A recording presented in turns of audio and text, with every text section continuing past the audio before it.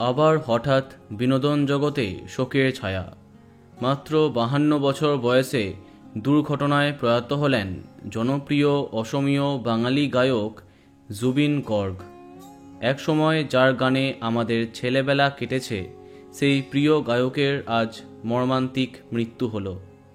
জানা যাচ্ছে Zubeen north east ফেস্টিভ্যালে যোগ দিতে সিঙ্গাপুর গেছিলেন। সেখানে স্কুবা ডাইভিং করতে গিয়েই অকাল মৃত্যু হলো তার। তাকে প্রথমে সমুদ্র থেকে উদ্ধার করা হয়, তারপরে হসপিটালে নিয়ে যাওয়া হয়। ডাক্তারদের দীর্ঘ পর্যবেক্ষণে ছিলেন তিনি, কিন্তু সুস্থ হননি গায়ক। মর্মান্তিক মৃত্যু হল গায়ক জুবিন গর্গের। 2006 সালে হিন্দি ছবি গ্যাংস্টারে ইয়া আলী গানের মাধ্যমে সারা দেশে জনপ্রিয় হন তিনি।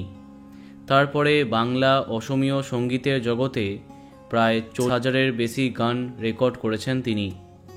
বোঝে না সে বোঝে না, পরাণ যায় জলিয়ারে, খোঁকা 420 প্রভৃতি অসংখ্য বাংলা ছবির গান গেয়েছেন তিনি। আজ তার অকাল প্রয়াণে প্রিয় বন্ধু জিৎ গাঙ্গুলি সামাজিক মাধ্যমে শোক প্রকাশ করেছেন। জুবিনের ছবি পোস্ট করে দেব জানিয়েছেন তাকে খুব মিস করবেন তিনি।